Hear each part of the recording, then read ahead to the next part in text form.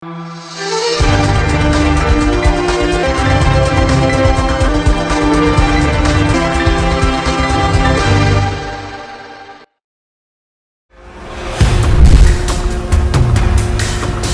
सिर्फ एक मंदिर नहीं, ये सदियों से चली आ रही एक अनवरत गाथा है। क्या होता है जब आस्था और शक्ति टकराते हैं? एक ऐसी जगह जहां इतिहास खुद को बार बार दोहराता रहा। दोस्तों, ओम नमः शिवाय। भारत भूमि पर ऐसे 12 दिव्य स्थल हैं जहां स्वयं भगवान शिव ज्योतिर्लिंग के रूप में विराजमान है। इनमें से हर एक स्थान एक रहस्य, एक चमत्कार और एक अलौकिक ऊर्जा का केंद्र है। आज से हम शुरू कर रहे हैं 12 ज्योतिर्लिंगों की इस यात्रा को। हर एपिसोड में हम आपके लिए लेकर आएंगे एक पवित्र धाम की कहानी को, जहां सिर्फ मंदिर नहीं बल्कि कथाएं हैं, महाशक्तियां हैं और गहराई से जुड़ा हुआ इतिहास है। यह सिर्फ धार्मिक श्रृंखला नहीं होगी, ये होगी आस्था की एक गंभीर खोज, जहां आपको मिलेगा ज्ञान, चमत्कार और शिव की अनंत शक्ति का एक जोरदार अनुभव।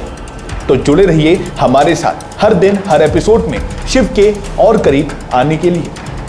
12 ज्योतिर्लिंग, 12 महाशक्तियां और 12 रहस्य।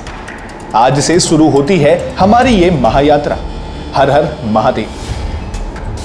दोस्तों, क्या आपने कभी ऐसी जगह के बारे में सुना है जो बार बार नष्ट हुई और फिर भी फिनिक्स की तरह हर बार राख से उठ खड़ी हुई?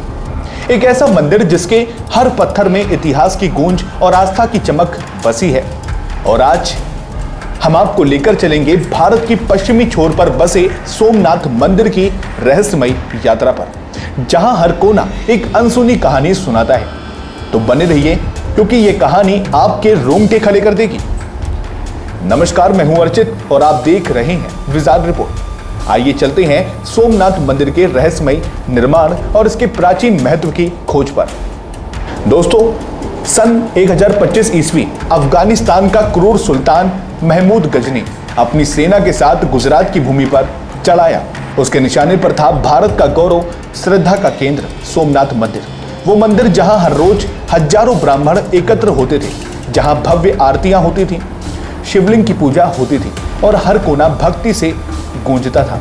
लेकिन एक दिन गजनी की लाखों की सेना ने उस पवित्र स्थल पर हमला कर दिया। मंदिर की दिव्यता को नष्ट करने के पीछे केवल लालच नहीं, घृणा भी थी। कहा जाता है गजनी को एक अफगान यात्री अल बुरानी की किताब मिली थी, जिसमें सोमनाथ मंदिर की समृद्धि का वर्णन था।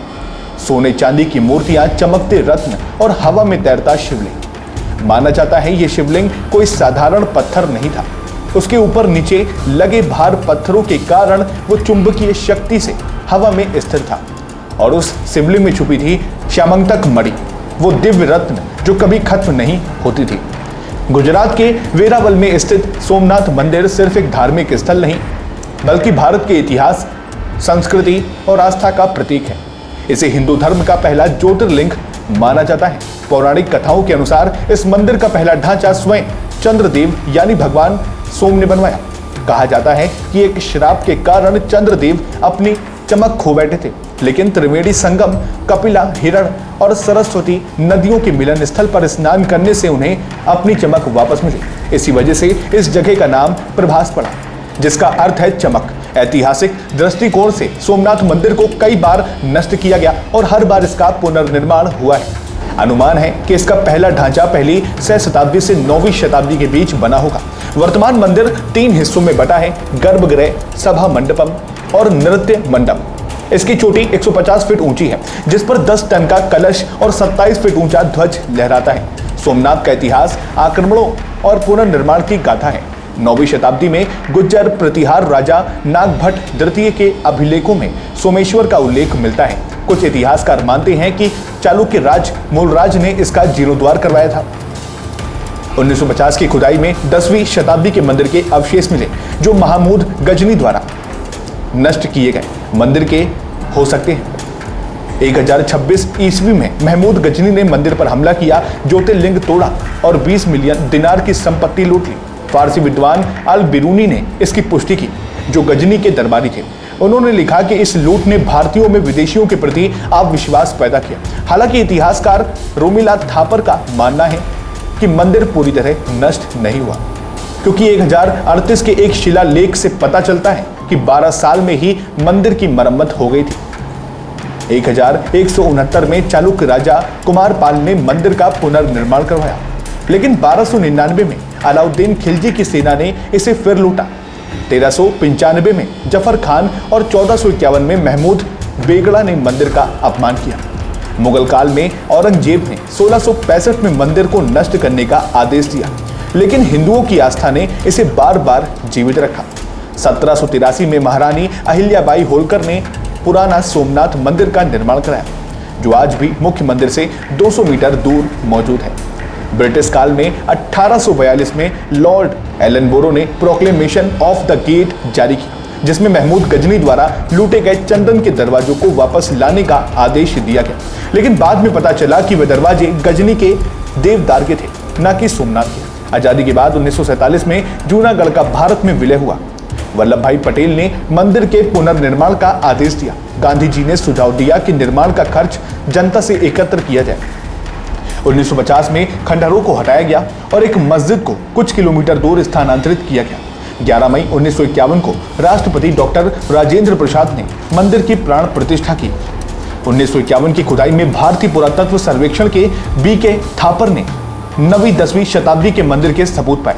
साथ ही ब्राह्मी और नागरी लिपियों के अवशेष मिले, जो सोमनाथ की प्राचीनता को पहली सहस्त्राब्दी ईसवी पूर्व तक ले जाते हैं। दोस्तों, सोमनाथ मंदिर की कहानी सिर्फ पत्थर और निर्माण की नहीं, बल्कि आस्था, साहस और सांस्कृतिक धरोहर की है। बार बार नष्ट होने के बावजूद ये मंदिर आज भी एक सक्रिय तीर्थ स्थल है, जो हिंदुत्व की जुझारू भावना को दर्शाता है। सरकार के प्रयासों से इस क्षेत्र में पर्यटन और स्थानीय कल्याण को बढ़ावा मिल रहा है। तो क्या आपको लगता है कि सोमनाथ का इतिहास भारतीय समाज के लिए प्रेरणा है? अपनी राय हमें नीचे कमेंट बॉक्स में साझा करें। साथ ही इस वीडियो को लाइक करें, शेयर करें और सब्सक्राइब करें। और हाँ, अगले एपिसोड यानी अगली ज्योतिर्लिंग के लिए बने रहिए विजार्ड रिपोर्ट के साथ। फिर मिलेंगे अगले नए ज्योतिर्लिंग के साथ, क्योंकि आप भी इस सावन 12 ज्योतिर्लिंगों के इतिहास से वाकिफ हो सके। नमस्कार, जय हिंद, जय भारत।